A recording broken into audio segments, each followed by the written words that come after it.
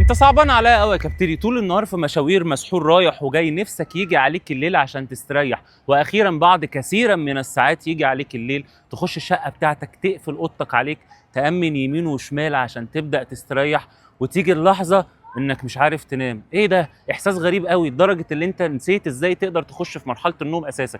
في الفيديو ده بقى هقول لك على 4 حاجات يخليك تنام نوم الاطفال. تعالى معايا. اول حاجه معانا يا كابتني، انك اول ما تصحى من النوم لازم ما تمسكش التليفون بتاعك وتبدا تقوم من على السرير، تاخد خطوه لقدام في حياتك وفي الاوضه بتاعتك وتروح تتوجه للشباك بتاعك تشوف نور ربنا. ليه بقى يا سيدي؟ لان المخ بتاعك لما بيكون صاحي بيكون مكسل شويه، اللي هو يقول انا صحيت ولا لسه ما صحيتش، فلما يلاقي اشعه الشمس في وشه بيبدا يغير الكيمياء بتاعته تماما ويصحي الجسم ويخليك عندك نشاط وحيويه. انما بقى يا سيدي تاني خطوه معانا هي حاجه مفروض تكون بتعملها لو بتشوف الخلقه دي كل يوم، انك تكون بتروح الجيم يا كابتني وبتقول كلمه السر يا متين يا رب. ممارستك للرياضه مش بس هتخليك عندك عضلات ونسبه دهون قليله، لا كمان هتحسن لك من صحه الدماغ عندك وكمان من اعضائك الحيويه. سيبك من كل الغلطات الكلاميه دي وركز في المعلومات الحقيقيه. تعال نخش على تالت حاجة بقى يا سيدي، انك توقف الكافيين انك بتشربه ده قبل ما تنام ب6 ساعات، يعني مثلا حوالي الساعة 5 او 4 كده. يعني كوباية القهوة الكراميل او الشاي الصعيدي او حتى الفتلة بلاش منه يا كابتني،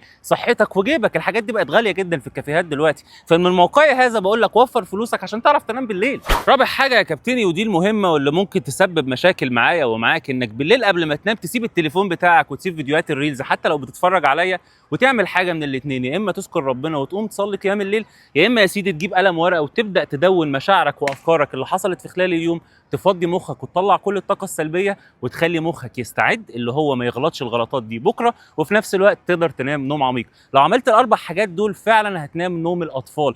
ليه الاطفال بيناموا كويس؟ عشان ما بيعملوش البلاوي اللي انت بتعملها دي يا كابتني. ركز معايا عشان تقدر تخش الجنه يا جدع بقى، حرام عليك. المهم كل يوم الساعه 10 بنزل لك فيديو من الفيديوهات دي، فتاكد انك تكون عملت شير لصاحبك وتقول له اللي فيه كوتش اسمه احمد عجلان بيعمل حاجات زي دي الساعه 10.